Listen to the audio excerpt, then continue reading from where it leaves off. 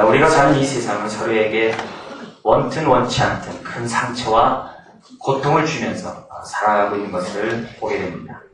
그것도 멀리 있는 사람보다 가장 가까운 사람에게서 형언할 수 없는 많은 상처를 주고받는 것을 보게 됩니다. 사랑과 위로와 신뢰를 받아야 될 가정에서, 내가 그 누구보다도 인정받고 사랑받아야 될 그 가정에서부터 사람들은 많은 상처를 받는 것을 보게 됩니다. 심지어 동일한 주를 섬기고 있고 동일한 하나님을 섬기고 있는 교회 안에서조차 많은 상처와 고통을 주는 것을 보게 됩니다. 이것은 위기입니다. 가정이나 교회나 우리가 사는 이 세상이나 모든 것이 위기입니다. 이런 위기 앞에 우리가 부정적으로 반응하는 것이 아니라, 이런 위기 앞에 내 느낌대로 반응하는 것이 아니라, 내 생각대로 반응하는 것이 아니라, 그런 위기 앞에 어떻게 헤쳐나가는 것이 주님이 기뻐하는 일이고 나에게 유익이 되는 것인가 생각하면서 행동하는 것이 우리들이 가져야 될 자세라고 볼 수 있습니다. 어떻게 자세를 가지냐에 따라 전화위복이 될 수도 있고 오히려 더 큰 파괴자로서 사람들에게 악영향을 주는 상처자가 될 수밖에 없을 것입니다. 가정에서 당하는 큰 상처는 대부분 부부가 하나가 되지 못할 때 오는 상처들이 많습니다. 부부가 하나 되지 못할 때 그것은 그 자체는 큰 상처를 피쳐줄 뿐만 아니라 자녀들에게도 형언할 수 없는 큰 상처를 줍니다. 직접적으로 또한 간접적으로 자녀들은 큰 상처를 갖게 됐고, 그것은 앞으로 자녀들이 생각하고 판단하고 세상을 살아가는 데 있어서 부정적인 악영향을 주는 것을 보게 됩니다. 뿐만 아니라 주변 사람에게도, 사회생활하는 주변 사람에게도, 많은 이웃에게도 큰 상처와 고통을 나도 모르게 주는 것을 보게 됩니다. 부부가 하나가 되지 못하는 것은 자식들을 척박한 땅에 내모는 것과 똑같습니다. 그러나 부부가 하나가 된다면, 부부가 그 누구보다도 친밀한 가운데 하나가 된다면 그것보다 자녀가 더 잘 자랄 수 있는 환경은 없을 것입니다. 위로와 쉼을 받을 수 있는 장소는 없을 것입니다. 그리고 자녀들이 건강한 가정을 이루어 나갈 수 있는 좋은 모델을 그것보다도 주는 것은 없을 것입니다. 그러나 역으로 나의 삶의 가정에서 이런 축복들을 우리가 받지 못한다고 한다면 우리는 또 다른 가해자로서 주님 앞에 서게 됩니다. 가정이 화평치 아니하면, 가정 안에서의 상처가 치유되지 않으면 부모와 자식 관계가 좋지 않을 뿐만 아니라 사회 문제도 심각하게 나타나는 것을 보게 됩니다. 그래서 미국에서 많은 범죄들을 해결하기 위해서 많은 막대한 돈과 전문의를 동원해서 그러한 문제들을 해결하려고 노력했다고 합니다. 제가 깨달은 것은 가정의 안위와 가정의 행복을 추구하는 것이 훨씬 더 저렴하게 경비가 될 뿐만 아니라 더욱더 많은 범죄 사건들이 사라졌다는 그런 결과 보고가 있습니다. 그렇기 때문에 우리들은 가정생활하는 데 있어서 가장 정말 사랑스러운 사람들이 모여있는 이 가정에서부터 피차 상처와 고통을 주는 그런 일들을 멈춰야만 합니다. 자식의 상처의 문제는 부부에서 태어납니다. 사회의 문제, 당사자 간의 문제를 풀어야 되겠죠. 그러나 근본적으로 가정에서부터 이 문제를 풀어야만 한다고 말하고 있습니다.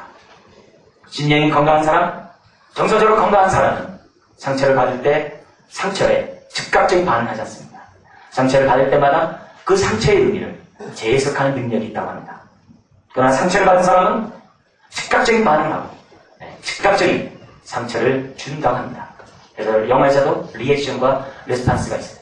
즉각적인 반응을 하는 리액션이 있고 한번 내가 음미하고 한번 생각해서 반응하는 레스판스가 있다고 해요. 그래서 나의 반응을 보면 내 마음의 상태가 어떠한지를 쉽게 분별할 수 있다고 합니다. 여러분, 상처 앞에 또 나에게 고통을 주는 사람 앞에 어떻게 반응하고 있습니까? 자기를 돌아보지 아니하고 즉각적인 반응하는 사람은 남을 탓한다고 한답니다. 남을 비난하고 심지어는 주변 사람을 욕한다고 합니다. 어떤 사람들은 상처를 받았음에도 불구하고 마치 받지 않은 것처럼 위장하는 사람들도 있습니다. 이거 역시 좋은 자세가 아닙니다. 감정이 처리되지 않고 상처가 처리되지 않은 채 덮어두는 것은 정신건강에 좋지 않습니다. 부부관계도 마찬가지입니다.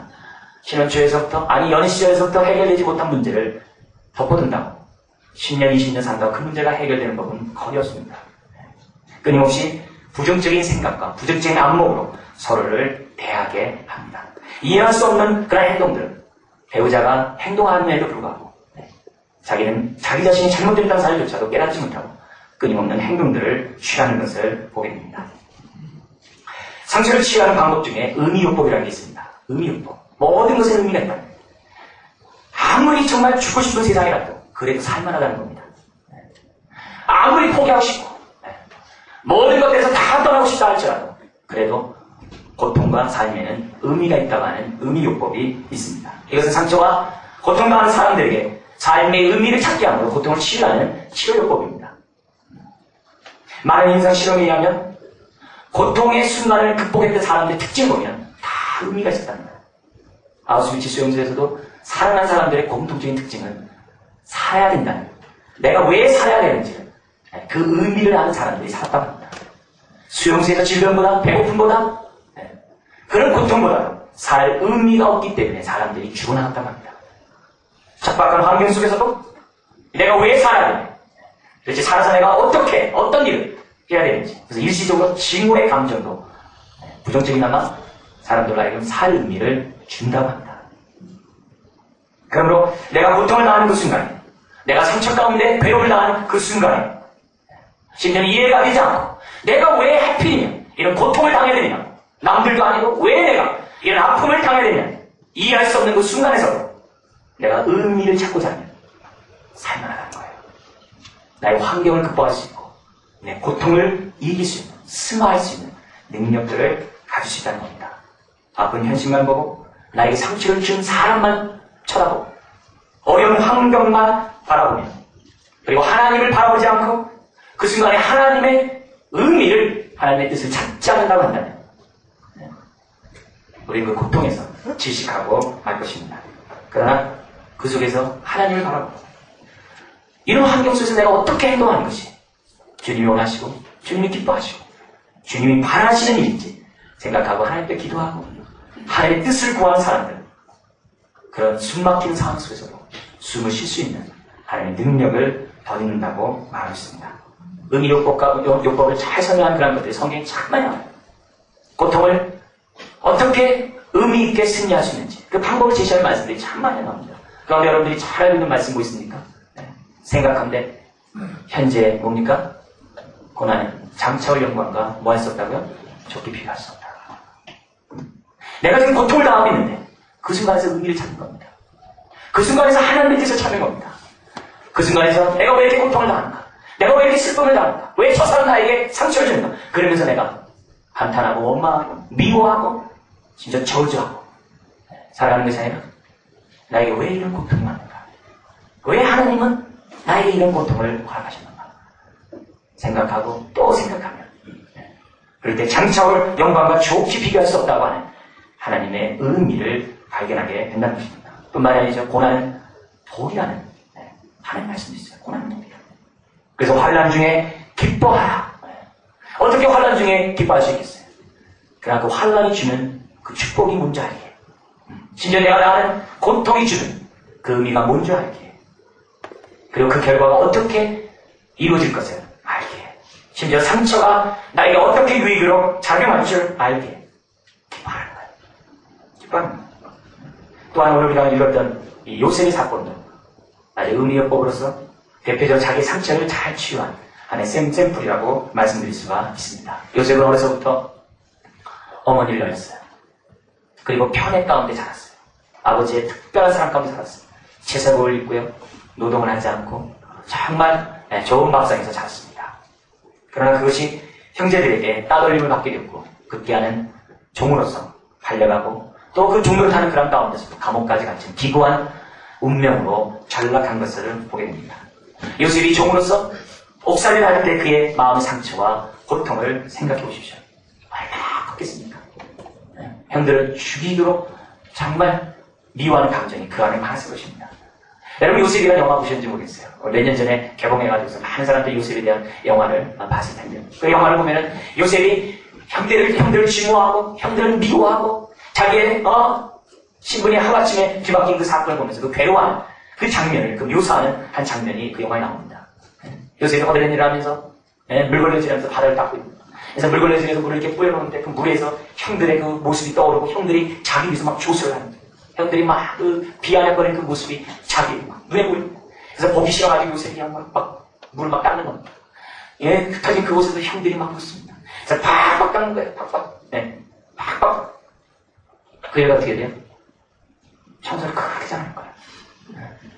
이것이 자기 주인의 눈에는 좋게 보았고, 자기는 그 아픈 상처를 치료하기 위해서 팍팍 닦아내는, 오히려 충실하다만, 노예답지 않다만, 판정을 받고, 그 보디발의, 그 집안의 재정까지 담당하는, 충무 역할을 하는, 그런 위치까지 올라가게 됩니다. 이제 살만하고, 이제는 뭔가 숨을 돌릴만 한데, 또한 뭡니까? 강간미수범으로. 아주 파렴치한 죄인의 누명 쓰고, 감옥까지 갇히게 됩니다. 하나님 원망하지 않겠습니까? 여러분 어떻겠어요? 하나님 어디 있냐라고 삿대질하지 않겠습니까? 라고 생각해보세요. 왜 내가 이런 삶을 살아야 되는지. 과연 하나님이 살아있다라고 한다면 나에게 어떻게 이렇게 대할 수 있냐? 우리는 아마 하나님 앞에 따지면서 울고 또 울고 어쩌면 신앙까지도 포기할지 모르는, 포기할 수밖에 없는 그런 우리가 되지 않나 생각해봅니다. 그러다가 그는 감옥에서 술관원과 떡 굽는 관원장의 꿈을 해석하게 됩니다. 그 해석대로 술관원장의 직분이 회복됩니다. 요셉은 자기를 변론했을 겁니다. 내가 이런 범죄 때문에 요셉 옷이 아니라 부당하게 왔다고. 내가 감옥에서 행한 나의 행동을 보면 당신 알 거 아니야. 아마 그 사람이 얘기했을 겁니다. 아마 그 사람이 그런 조건도 있겠죠. 내가 나가면 내가 너를 위해서 내가 손치 주겠다. 야, 왜? 그 당시 술관원장 굉장히 높은 자리였거든요. 근데 2년이 지나도록 아무런 소식이 없었어요. 그래서 하나님의 때가 되면 만 2년 후에 바로 왕이 꿈을 꾸는 거예요. 너무나 무서운 꿈을 꾸는 거예요. 애굽의 모든 술사와 박사를 다 모아놓고 꿈을 해몽하도록 했지만 오히려 그 마음이 더욱더 뒤숭숭한 거예요. 범민하게 된 거예요. 어떻게 할 수가 없는 겁니다. 그러자 옆에 있던 술 간원장이 2년 전의 사건을 기억합니다. 그리고 요셉은 그 꿈을 해석하게 되고 7년 대기근을 요셉의 지도하에 잘 극복하는 사건이 나오게 됩니다. 그런 와중에 뜻하지 않은 자기 아픔의 상처를 다시 들춰내고 자기 고통을 드러내고 생각하고 싶지 않았던 그런 것들을 떠올리는 사건이 발생하게 됩니다. 그것은 뭐냐면 곡식을 사기 위해서 가나안 땅에서 애굽으로 내려왔던 자기 형들을 만나는 겁니다. 자기 안에서 피가 거꾸로 더 돌겠죠. 얼마나 그 아픈 상처가 떠올랐겠어요. 그 원수가 자기 목전에 있습니다. 단칼에 요절을 낼 수 있는 그런 위치에 있었습니다. 한 번에 요셉의 그런 마음은 정말 마음만 이렇게 먹으면 형들은 죽이는 것은 아무것도 안 했습니다. 근데 그런 상황 속에서 그 즉시 보복하지 않고 베냐민의 사건과 아버지의 사건 그리고 형들이 뉘우치고 있는 요셉을 판 것에 대한 그 뉘우침을 요셉은 듣게 됩니다. 그리고 형들 앞에 자신의 신분을 밝힙니다. 이것이 오늘 읽었던 오늘 우리 하나님의 본문의 말씀입니다. 요셉은 원수를 갚을 수 있는 상황에서 요셉은 그렇게 얘기하지 않고 오히려 4절과 5절처럼 자기의 상처를 재해석합니다. 자기의 고통을 재해석합니다. 4절 5절 같이 한번 읽어볼까요? 요셉이 형들에게 이르되 내게로 가까이 오소서. 그들이 가까이 가니 가로되 나는 당신들의 아우 요셉이니 당신들이 애굽의 반차라. 당신들이 나를 이곳에 팔았으므로 근심하지 마소서. 한탄하지 마소서. 하나님이 생명을 구원하시려고 나를 당신들 앞서 보내셨나이다. 여러분 7절 8절도 보십시오. 하나님이 큰 구원으로 당신들의 생명을 보존하고 당신들의 후손을 세상에 두시려고 나를 당신들 앞서 보내셨나니 그런즉 나를 이로로 보낸 자는 당신들이 아니요 하나님이시라. 하나님이 나로 바로의 아비를 삼으시며 그 온 집의 주를 삼으시며 애굽 온 땅의 지휘자를 삼으셨나이다. 뭐라고요? 하나님. 네? 하나님이 나를 당신들이 보낸 것이 아니라 하나님이 나를 이곳에 보낸다. 그렇기 때문에 형들이 나를 판 것 때문에 상처받지 말고 나를 판 것 때문에 두려워하지 말고 나를 판 것 때문에 한탄하지 마소서. 나를 이곳에 보낸 것은 전지작업하기 위해서 우리의 가족들을 구원하기 위한 하나님의 전지작업이었다는 것을 얘기하고 있습니다. 요셉은 종으로 끌려가고 감옥에 갇힌 그 상황에서는 도저히 이런 하나님의 손길을 체험하지 못했을 것입니다. 그가 총리가 되고 애굽을 비롯한 자기 식구들을 구원하는 사건을 보면서 깨닫게 됩니다. 이것이 하나님의 섭리였구나. 이것 때문에 하나님이 나를 애굽에 보냈구나. 그냥 가면 안 가니까 종으로 가게 하셨구나. 종에서도 이스라엘과 애굽을 구원하기 위해서 총리의 자리에 오를 수 있는 가장 지름길을 나에게 허락하셨구나. 근데 그 지름길이 저나 여러분들이랑 다 원치 않는 종의 길이요 감옥에 갇히는 길이었어요. 어둡고 음침하고 정말 기억하고 싶지 않은 그런 지름길을 통해서 시편 23편에서 그러잖아요. 목자가 양들에게 좋은 꼴을 먹이기 위해서 목자는 어디에 좋은 꼴이 있는지 알아요. 그래서 시간이 되면 때가 되면 빨리빨리 이동해야 됩니다. 그래야지만이 양들이 살아남을 수 있어요. 그래서 목자는 양들을 살리기 위해서 지름길을 선택합니다. 그것이 음침한 골짜기를 통과하는 겁니다. 음침한 골짜기. 왜? 그 골짜기를 통과해야지만이 기름진 꼴이 있으니까. 양은 음침한 골짜기를 다닐지라도 내가 해를 두려워하지 않는 것은 죄의 지팡이가 나를 강해하나이다. 이겁니다. 하나님은 가장 지름길, 그 길을 우리들에게 보이셨는데 우리는 왜 나에게 이런 고통을 주고 왜 이 사람을 만나게 하고 왜 이 사람과 관계를 갖게 하고 왜 이 사람과 한 자리에 있게 하고 심지어는 가정에서 함께 살게 하고 교회에서 함께 신앙생활하게 하고 직장에서 함께 사회생활을 하냐고. 저 원수만 없다면 내가 살만 날 텐데. 요셉은 상처의 의미를 발견했고 하나님 주시는 뜻을 발견했는데 요셉이 어떻게 형들을 보복할 수 있겠습니까? 상처를 재해석하자 상처를 하나님의 안목에서 바라보자 그는 형들을 용서하고자 하는 마음을 먹게 됐던 거죠. 재해석하지 않으면 용서할 수 있는 마음이 생겨나지 않습니다. 하나님의 뜻을 발견하지 않으면 우리의 미움을 제거할 수가 없어요. 삭히는 게 아니라 제거할 수가 없어요. 우리가 하나님의 뜻을 발견하지 않으면 그의 몸은 시퍼런 칼을 갈고 있는 것이 우리입니다. 우리의 말은 예리한 칼로 변하고 우리의 말은 복이 가득한 말로 변하게 됩니다. 말 한마디가 얼마나 후려치고 상처를 주는지 모릅니다. 그렇습니다. 우리가 하나님 안에서 나의 고난과 나의 고통과 나의 아픔을 나의 현재의 아픔의 이런 사실을 우리가 재해석할 수만 있다면 정말 결과는 나에게 아직 주어지지 않나 할지라도 이런 과정 속에 선하시고 기뻐하시고 하나님의 온전한 뜻 가운데 나의 오늘의 삶을 주셨다는 생각 속에 내가 믿음의 눈으로 나의 현실을 볼 수만 있다면 우리는 지금보다 훨씬 나은 행복한 삶을 살아갈 수가 있을 것입니다. 요새처럼 결과에서 해석하는 것도 귀해요. 그러나 믿음으로 결과를 바라보고 해석하십니다. 믿음은 바라는 것들 실상했어요. 보지 못하는 것들에 증거를 하고 있어요. 만약 그런 상황 속에서 믿음으로 나의 이런 문제들, 나의 현실을 바라볼 수만 있다.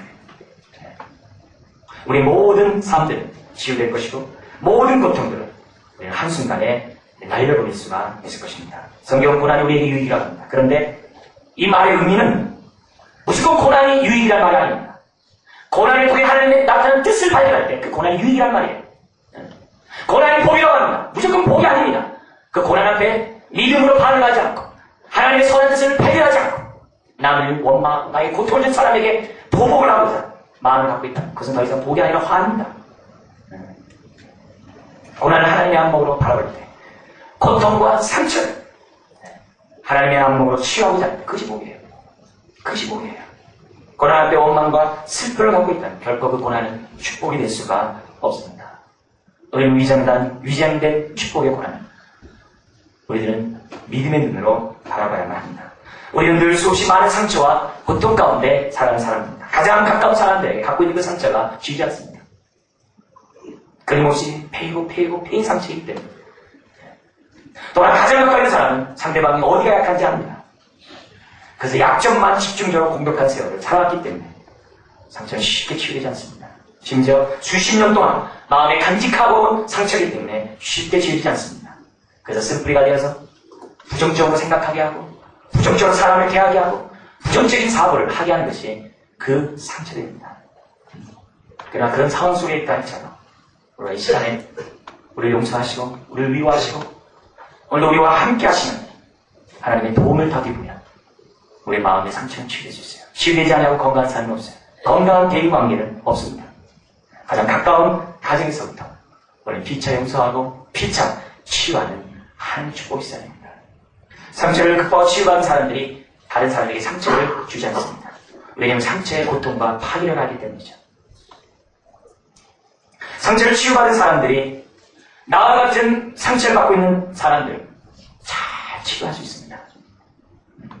상대방에게 진정한 위로를 줄 수 있습니다. 그런 의미에서 하나님이 나에게 왜 이런 고통을 당하게 합니까? 그것이 극복되는 그 순간부터 나는 많은 사람들을 치유할 수 있는 하나님의 대리자가 됩니다. 대리자가 됩니다. 여러분 호세아 선지 아시죠? 호세아 선지에게 하나님은 끔찍한 경험을 하게 합니다. 자기 아내가 창녀같이 나돌아다니는 겁니다. 갔다 놓으면 또 나가는 겁니다. 네? 아내를 볼 때마다 어떻게 할 수가 없어요. 아내의 그런 죄악된 모습을 볼 때마다 하박국 선지자는 너무나도 참을 수가 없어요. 갔다 놓으면 또 나가버립니다. 근데 하나님은 그렇게 경험한 하박국 선지자에게 뭐라고 얘기해요? 이것이 바로 하나님과 이스라엘의 그런 관계, 그 모습을 너로 하여금 경험하게 한 것이라요. 그 결과 호세아가 어떻게 됩니까? 아내를 용서한 것은 둘째치고 어떻게 됩니까? 그럼 하나님의 그 마음에 그 불을 품고 이스라엘 백성들을 하나님 앞에 돌아오게 하는 이스라엘 사람들의 마음을 어루만져 진정한 치유자요 하나님의 메신저로서 그 사역을 감당했던 것을 보게 됩니다. 우리 주님이 왜 이 땅에 오셔서 모든 질고와 슬픔과 모든 상처와 고통을 왜 당하셨습니까? 왜 이 땅에 오셔서 그 온갖 상처를 우리 주님이 다 당하셨습니까? 왜요? 죄가 있었어요? 아니죠. 상처받은 자를 치유하기 위해, 상처받은 사람들을 위로하기 위해, 저와 여러분들을 위로하고 치유하기 위해서. 그래서 우리 하나님 앞에서 하나님 내만 하세요라고 말할 수 없어요. 주님은 다 하세요. 다 하세요. 진정한 우리의 치유자가 되고 진정한 우리의 회복자가 되기 때문에 우리는 십자가 앞에 나가는 거예요. 나갈 때마다 치유받지 못할 상처가 없습니다. 나갈 때마다 위로받지 못할 그런 사건도 없습니다. 우리의 한을 풀지 못할 그런 일이 없습니다. 하나님 앞에 나가면 주님 앞에 나가고 우리는 하나님 앞에 위로를 받고 치유를 받고 또한 우리가 고통받고 있는 사람들을 치유할 수 있는 하나님의 사자들이 된다는 것입니다. 고통당하는 사람들이 아파하는 그러한 사람들의 마음을 합니다. 고통당한 사람이 고통사람의 심령을 합니다. 혼자 살아본 사람들이 고통을 합니다. 실패 가운데 고통당했던 사람이 실패한 사람의 마음을 합니다. 헤어지고 상처받고 질병 가운데 고통당하고 사별하고 외로움 가운데 있는 사람들이 그 사람들의 고통을 합니다. 주님은 단순히 우리가 치유받는 데 머무는 것이 아니라 남을 치유하는 자로 나아가기 원해요. 그럴 때마다 우리는 더욱더 이전보다 더욱더 행복한 삶을 살 수 있고 이전보다 더 건강한 삶을 살 수 있는 것이죠. 따라서 해볼까요? 모든 일에는 모든 사건에는 의미가 있습니다. 그렇습니다. 고난을 당하고 상처받는 그 역사가 나의 역사만이 아니에요. 그것에 주님이 함께 하세요. 그것에 주님이 함께 하세요. 상처의 사건, 나의 사건만이 아니에요. 주님이 함께한 사건입니다. 하나님이 왜 나에게 이런 고통을 허락하셨는지. 그리고 하나님은 나로 하여금 치유와 함께 하셔서 어떻게 살게 하는지 우리는 생각하면서 살아야만 합니다. 요셉은 형들의 죄악된 행동에 대해서 이의를 제기하지 않았습니다. 그들이 잘못된 행동이지만 이의를 제기하지 않았어요. 그들이 모르고 한 행동이지만 그들에 대해서 뭐라고 얘기하지 않았어요. 오히려 하나님이 함께 하셨고 하나님이 나를 이곳에 먼저 보내셨다라고 하는 제의성을 가지고 모든 관계를 원만하게 해결했던 것을 봅니다. 기도가 뭡니까? 기도는 나의 사건에 초점을 두는 것이 아니라 하나님께 초점을 두는 겁니다. 기도는 내 상처에게 초점을 두는 것이 아니라 하나님께 초점을 두는 겁니다. 나의 죄를 용서하시고 나의 상처를 치유하시고 주님께 초점 두는 것이 기도입니다. 기도입니다. 그래서 기도할수록 상처가 치유되고 기도할수록 이해하게 기도할수록 용납하게 되고 기도할수록 사람들에게 그러한 진짜 나에게 악행을 했던 그 사람들에 대해서 긍휼히 여길 수 있는 마음이 생깁니다. 그러나 기도하지 않으면 긍휼한 마음이 생기지 않습니다. 기도하지 않으면 자기 주장만 하게 됩니다. 기도하지 않으면 미움과 내 안에 있는 그 증오로 해결할 수가 없습니다. 우리는 주님으로부터 용서받은 자에게 용서할 수 있습니다. 여러분 마법의 눈이라는 작은 우화 아십니까? 마법의 눈. 마법의 눈. 한 마을에 공의롭고 도덕적이고 아주 완벽한 정말 법적으로 볼 때 조금 더 하자가 없는 없이 살 수 있는 한 남자가 있었습니다. 그리고 유하고 정말 어떻게 보면은 정말 평범한 한 아내가 있었습니다. 그런데 어느 날 그 부인은 남편한테 범해서 남들 큰 죄를 범하게 됩니다. 동네 사람들이 이제 죽었다. 전 공의로운 남편 앞에 그 아내는 이제 쫓김을 당할 것이다. 근데 뜻밖의 반응을 남편 합니다. 성경에서 용서하라 했길래 나 용서했습니다. 7번씩이라도 7번 용서하라 했길래 용서했습니다. 근데 이상하게 아내를 볼 때마다 그 마음속에 있는 그 분노와 증오가 사라지지 않는 거예요. 이분을 용서했다라고 사람도 자꾸 얘기합니다. 어떻게 용서할 수 있습니까? 나 용서했습니다. 주님이 용서하라 했길래 난 용서했습니다. 그러나 그 마음이 치료가 되지 않는 거예요. 이런 위선적인 행동이 하늘에서는 통하지 않습니다. 그래서 아내에게 분노를 느낄 때마다, 아내에게 대해서 정말 증오를 느낄 때마다 하늘의 천사가 내려와서 작은 조약돌 하나를 그 마음에 올려놓고 떠났습니다.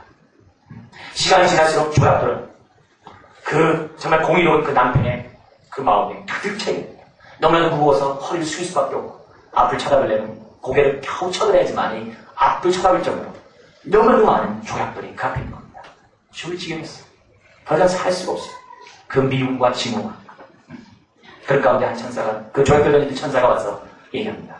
벗어나고 싶냐? 네. 그렇다고. 벗어나려면 마법의 눈을 가져야 된다고. 마법의 눈. 그래서 마법의 눈을 달라고 기도하면 하나님 마법의 눈을 줄 것이라고. 그런데 그 마법의 눈을 아내가 그렇게 처음 행동했을 때 그 사건으로 돌아가서 아내의 마음을 헤아리고 아내가 왜 그런 죄악을 범했는지 그 마음을 헤아리는 데서부터 마법의 눈은 비로소 보이기 시작한다고 얘기합니다. 너무나도 고통스럽지만 자기가 살기 위해서 아내가 범죄했던 그 상태, 그 사건, 그리고 아내의 입장에서 아내를 이해하는 마음에서 아내를 바꾸지 않는 이상한 만큼 아내가 치열하게 보는 겁니다. 아내가 연약한 여인을 보는 겁니다. 그럴 때마다 조약돌이 하나씩 사라진 거예요. 하나씩. 오랜 시간이 걸렸어요. 그러자 마음이 이제 가벼워졌고, 마음에 있는 조약돌이 이렇게 하나도 없이 이렇게 다 나가게 됐어요. 그러자 그 남편은 아내를 다시금 영접하고 받아들이고 제2의 미로의 여행을 했다는 것이 마음의 문제입니다. 세상에는 상처를 준 사람은 없는데 상처받은 사람은 많다고 합니다. 이런 속에서 원든 원치 않든 우리 모든 사람은 다 상처를 갖고 있다는 겁니다. 상처를 받았기에 남에게 상처를 줍니다. 그 상처를 준 사람을 우리는 친히 여길 줄 알아야 돼요. 상처를 준 사람에 대해서 긍휼히 여길 줄 아는 마음이 있어야 돼요. 마법의 눈을 가지고 볼 수 있는 눈이 있어야 돼요. 아버지여 저들의 죄를 용서하소서. 그런 눈을 가질 때, 우리 가운데 믿음의 눈이라고 얘기하죠. 그런 믿음의 눈을 가질 때 우리는 상처를 재해석할 수 있어요. 나에게 상처를 준 사람을 우리가 긍휼히 여길 뿐만 아니라 하나님이 이 상처를 통해서 나를 어떻게 쓰이기를 원하십니까? 하나님이 상처받은 나를 어떻게 사용하기 원하십니까? 도대체 하나님의 뜻은 무엇인가? 삶에는 의미가 있다고 했는데 도대체 하나님 나에게 주시는 의미가 뭔가? 우린 그런 의미를 발견하면서 재해석하면서 주님이 주시는 긍휼을 따라 우리가 피차 사랑하고 피차 용서하고 피차 용납하는 우리가 되어야 됩니다. 사랑하는 성도 여러분, 하나님이 우리들에게 왜 이처럼 만나서 함께 신앙생활을 하게 할까요? 왜 우리가 한 가족을 이루면서 살아가게 할까요? 하나님이 주신 뜻을 생각하면서 우리 피차 사람들 위로하고 치유하는 하나님의 자녀가 되기를 주의 이름으로 부탁드립니다. 기도하겠습니다.